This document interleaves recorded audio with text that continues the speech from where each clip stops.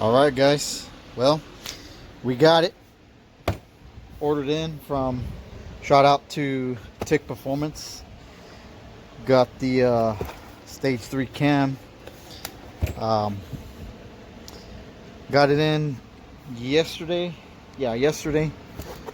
And I wanted to video just a quick glimpse of what we got in here. So here's the cam. It's gonna be more choppier than what I have in the car now, in case some of y'all want some numbers. There the cam specs. It's gonna have 18 degrees of cam overlope. Is designed for boosted centrifugal blowers. It's more radical profiles than what I have in there right now. My cam has a 13-degree overlap. This one's gonna have a 18-degree overlap. So yeah, it's gonna have more rough idle, and it's gonna hit a little harder on the top end, which is exactly what we're looking for. Get a little more RPM out of it. It's more top end, but I opt for the smaller base circle since my my engine is a 383, and just don't want no clearance issues, even though I don't have anything going on there. But anyways, it is the billet cam, and I do have the softened cast gear, just like the factory would, and got the new gear set for it too, factory gear set. But I did upgrade my stock LT1 plastic billet housing to this billet Tick Performance one. So well worth the money, all in the ending, whenever it all comes to putting everything through the endurance of testing of all that. So I'm about to get busy, start tear down on this bad boy. Pull the intake, blower piping, valve covers off. You know the drill, radiator, condenser, all that. So I'm gonna get busy, and I'll see you guys once I get stuff a little more torn apart. So there it is. Let me get to work. All right, let's get to work. I'm gonna take the intake blower piping off. Try to get the throttle body off. And just keep kind of going from there. So let's get to it. Ain't no better time than now.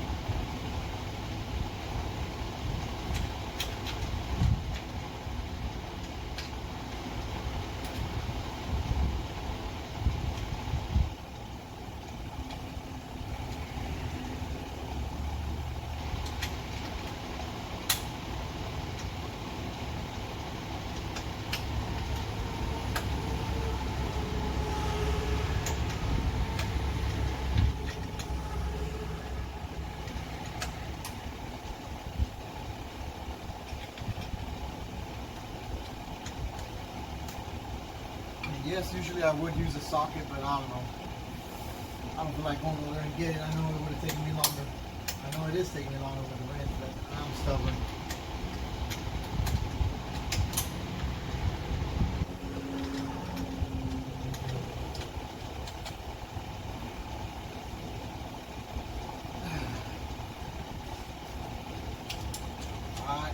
stuff.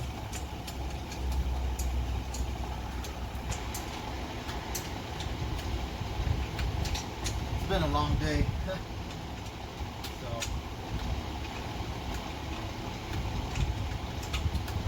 I don't care.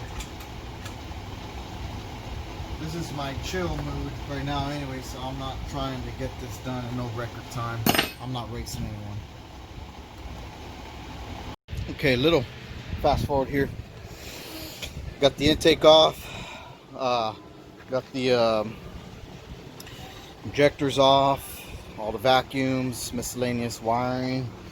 You know, it becomes a little pile of parts here and there. Spark plug wires, ignore all that stuff because that's just from me doing previous stuff. Anyways, brackets, radiator, condenser, the blower pulley, blower adapter, the crank bolt. Water pump came off, so I'm about to pull off the dampener, timing cover, and then do the oil pan. I'm hoping that one doesn't give me too much of a pain in the rear. So removed the lifters and all, and I just kind of set them there in place. You never want to move things around, push rods, rocker arms where they belong. So I'm not needing none of that stuff off, so I'm just kind of leaving them kind of hanging out like that as I can. So I'll take everything off, then I'll come back here, clean up the heads, clean up all the surface areas for the gaskets on like the water pump area, the timing cover, and whatever I need on the oil pan as well. Prep all the valve covers, and then pretty much just pop in the new cam. I'll video that in once I get the new cam in and get the old one out. And then I wanted to show you here, I started videoing because I want to show you how to take this hub off on the crank on the LT1s, because a lot of people end up pushing up against the hub itself and never can get it off and have a headache or break stuff. So let me pull it off and then I'll kind of show you real quick. Put a wrench to it, did some wrenching on it. So this is what I'm talking about. So you see, that has to be in the center of it. I've got that specific bolt that I've kept over the years in my jobs, but there's the assembly. And I am running a big block Chevy crank hub for mine, because mine, for obvious reasons, is making some pretty big power and I need that strength. But here's the shaft that I'm talking about. I just got to get that off now. So let me get that off, and I'll get the timing cover off, and I'll get back to filming once I'm about ready to pull the cam out. All right, since I want to show you this, since I was taking the timing cover off, I ended up busting this, because when I put the engines together, I like to put sealant on these front O-rings, or front of the seals and the timing cover. So I'm just gonna end up taking the gasket, the oil pan gasket off in the oil pan, and just changing new gasket. So see, the sealant is on there, so I'm just got to clean all that back up. But that's the way I like to do things. I like to put sealant on those ends, and it gives me a leak-proof seal every time. I mean, this happens to it whenever you come to servicing it, but it's not like you're opening up this engine every time. So yeah, I'm gonna just pull the oil pan off and bite the bullet, and that's what I'm gonna do next.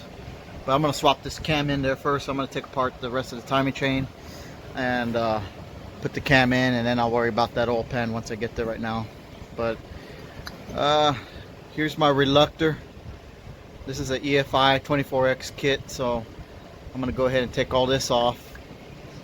Timing chain looks pretty good and solid, nice and true.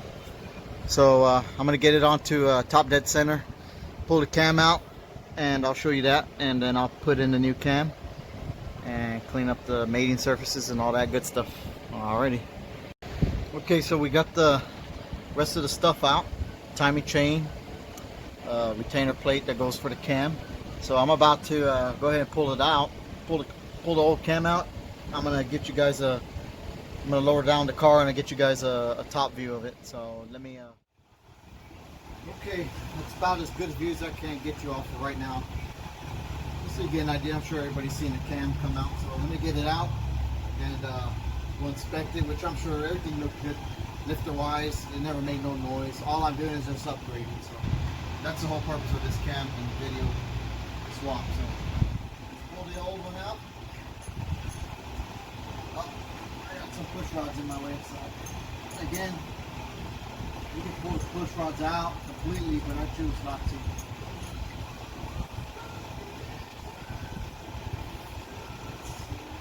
Yeah, I got them all. Nope. Yeah, some fell on me. Hold on, guys. I'll get it.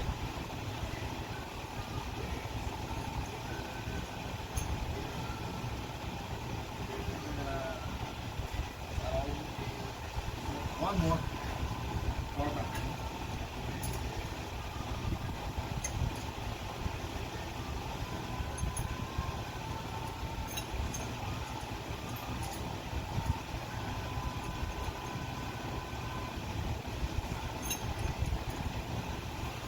That one's just not cooperating.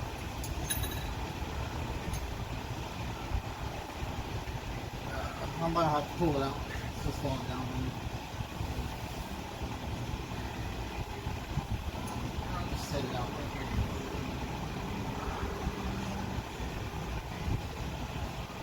I think that was the only one.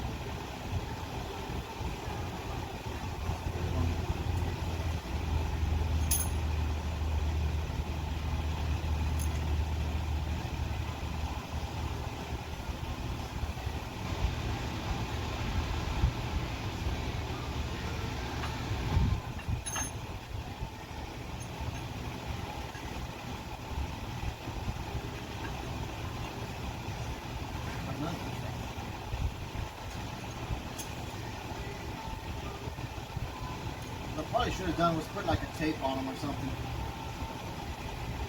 It's alright. I got time. You don't want to rush this.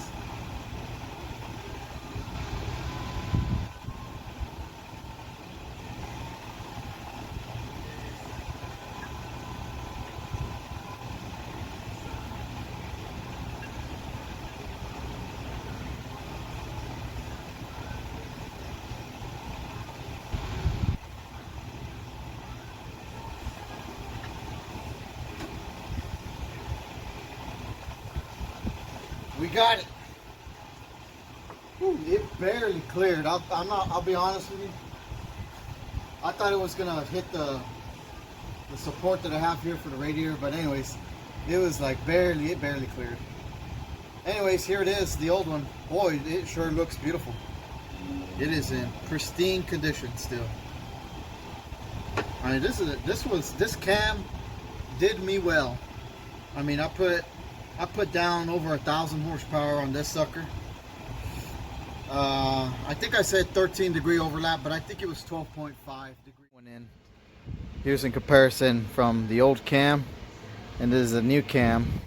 Now, before I put it in, I just want to show you some differences. This is a regular base circle cam, and this one here is going to be a billet small base circle cam for stroker applications, you know, bigger cube stroke setup. So, and another thing I saw was the dowel pin here.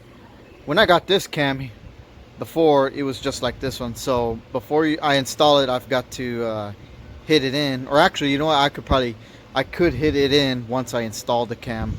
That way it's flush with my with this right here with the cam reluctor. So as long as it's flush down in there like that, once I set it in, then I can hit in that cam dowel right there. Another plus is that with the extra material removed, this is going to be a lighter cam versus this one having more material is going to be more heavier.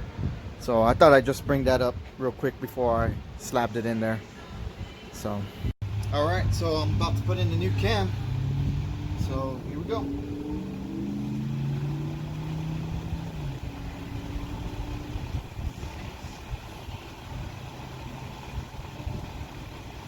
lubing it up with some engine oil. Want to make sure it goes in nice and lubed up.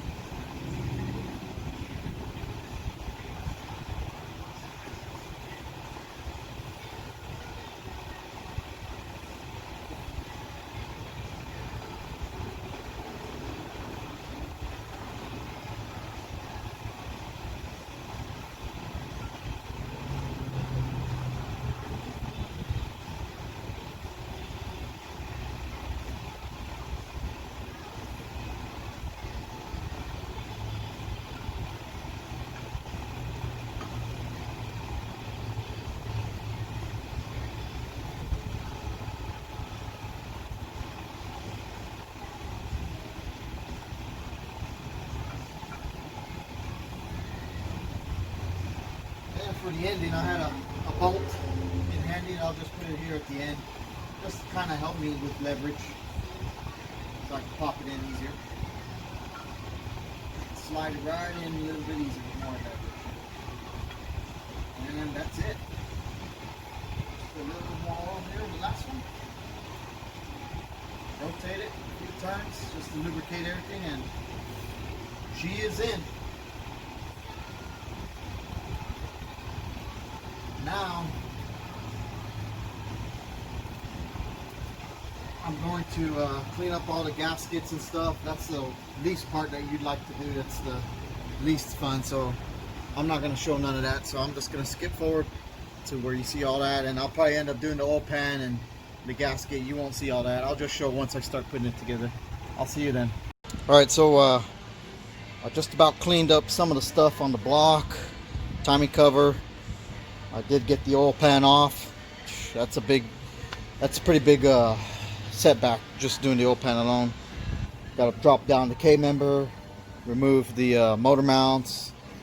It's a big detour. Anyways, what I wanted to show you real fast is how I seal everything up. A lot of people put gaskets that are pre-made or buy them, whatnot. I run silicone, the Permatex, the right stuff. That's the only thing you'll catch me using. There's no need for gaskets. There's no need for anything of any kind. You just set this in, you put it on, you bolt down the plate, you torque it, and forget it. And I promise you, no leaks. You will not have leaks. So what I do is when I get ready to put the oil pan as well, I'll put a bead here as well, and on the other side of the gasket as well, on the oil pan, front and rear. And I like to do it on these front sections. So once I do that, I'll close it up, and that's it. Since we're going to put the timing cover back on, we want to make sure we put back the 24X reluctor wheel on it. And then also another thing I want to bring by is make sure we hit that pin in where it's flush with this cam reluctor wheel. So let me do that, and then I'll show you what it looks like before we close it up. Okay, I got the timing cover on, buttoned all of it up, torqued it down. I'm gonna go have some dinner, and then I'm gonna clean that oil pan we got, get it prepped and clean it up, and let's see how smooth or not smooth it goes putting on that oil pan gasket and oil pan. After I do that, I'll button up the K-member, which is going to be a little time consuming. And I'll clean up the top end here. And then I can start setting the rocker arms and adjusting those, and I'll show you how I kind of do that. So I'll do that next. Alright, so it's about 11:30 right now at night. I've been going at it.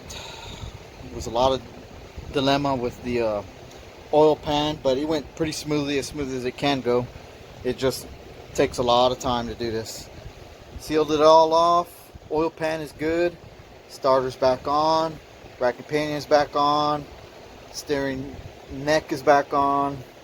Got all this 24X timing cover stuff back on with sealant. I ended up cleaning the heads, the intake runners, and the China walls for the intake. So I was about to go ahead and start adjusting the valves and setting them. But I'm probably gonna put on the harmonic balancer, the damper on first. So this is what I have. It's an ATI damper, modified. I can't remember if I punched these holes out or not. I think these holes were already there. Yeah, I think these holes were there. So, but anyways, what I was going to show you was what I did on my what do you call it, the blower pulley and blower spacer, was machined 3 additional holes to it. So I have 6 bolts in total rather than just the 3 bolts. So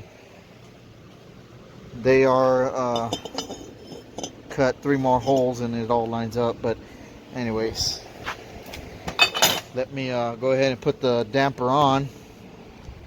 I'll go ahead and put the camera down, and then I'll come back to you with the adjusting of the valves, and I'll kind of just video some of that going on. All right. Okay, so I'm going to go ahead and do the valve adjustments. I'll give you this angle from right here, and hopefully you can kind of follow what I'm doing a little bit. So I'm going to go ahead and rotate the crankshaft and look at where I'm at. You can see down here whether or not I'm at the base circle of the cam. So it looks like the exhaust is already compressing down. What I'll do, I'll rotate it. I'll rotate the crank. And since I got the intake off, it's really easy to see when I'm at that base circle of the cam. You can see it down here when it's at its very bottom. So I'm seeing the intake one is starting to come down or come up. So when it's about its peak, what I can do is go ahead and start adjusting the exhaust one. So you wanna, what I like to do is bring the push rod up and down until there's 0 lash. When there's no play, I just keep moving it, wiggling it up and down until there's no lash. And usually your lock here, your poly lock, your nut is going to stop with finger tightness. So in this case, it's good. And this is a hydraulic cam again, so what we are going to do is again just check the resistance here. I like to push it up and down, and you can also rotate it, but right there is where it stops. Everything stops. There's slight resistance. And so what we'll do is we'll get a marking, and usually about 12 o'clock or so. In this case, I'll go, what is this, this angle, and then rotate it 180 degrees to tighten it down. So that'll be from that angle to right there, and that is 180. Actually, hold on, let me make sure. I just didn't feel comfortable on that one. Yep, right there.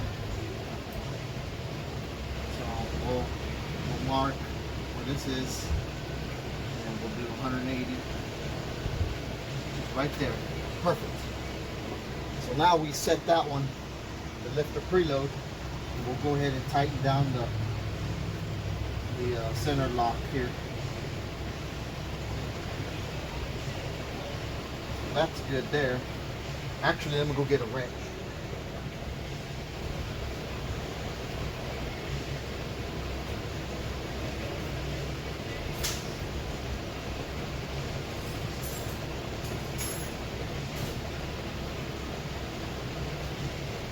Okay, so once we tighten that down, I'd like to get this wrench, hold everything down, and then kind of just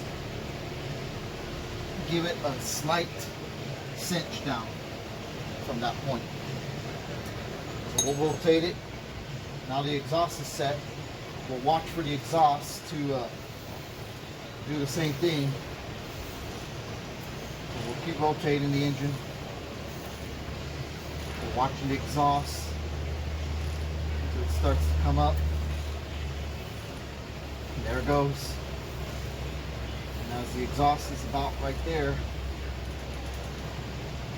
we know we're at base circle because we can see it down here. So we'll do it again. Check my zero lash up and down.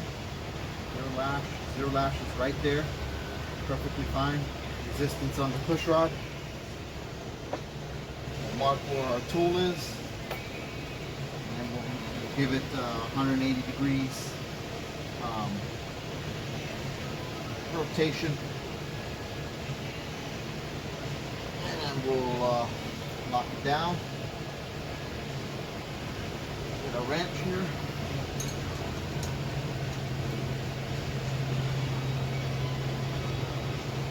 And we'll just kind of cinch it down ever so slightly. And that's it. Cylinder number 1 is ready. I'm going to go ahead and do that for all the other cylinders. And then I'll show you when I get doing the next step. Alright, so finally finished with the cam swap and putting in the new cam. We are about ready to fire up. Topped it off with water for now, with coolant. I'll burp it out once I get it running and all that good stuff. What I'm going to do right now is go ahead and disconnect the fuel pumps. I got the wire harness up here up front, so I'm going to prime the oil, get all the oil going before initial fire up. Remember, the car was never finalized on my tune, so my next step is to get it tuned. So it's on a tune to an extent, but it wasn't perfect before. So now it's just going to be thrown off just that much more. But anyways, let's I think everything's ready to go. I'm gonna go ahead and fire it up and let's see what it does. First fire up.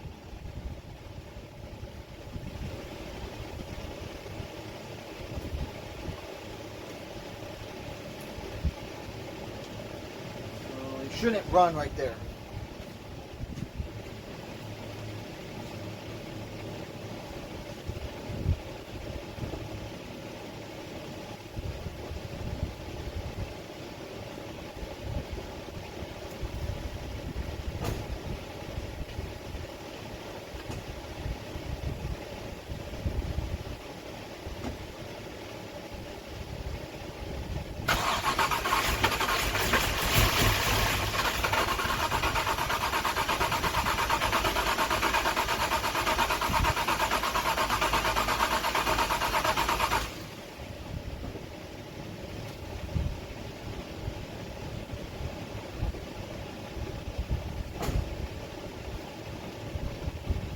Well, I guess it had some fuel still in it. It tried to already fire up. So we know it's going to fire. It picked up fuel pressure, or oil pressure, I mean, sorry. So let's hook up the fuel pump and let's see what it does for real. Here we go. I'm excited. Let's find out.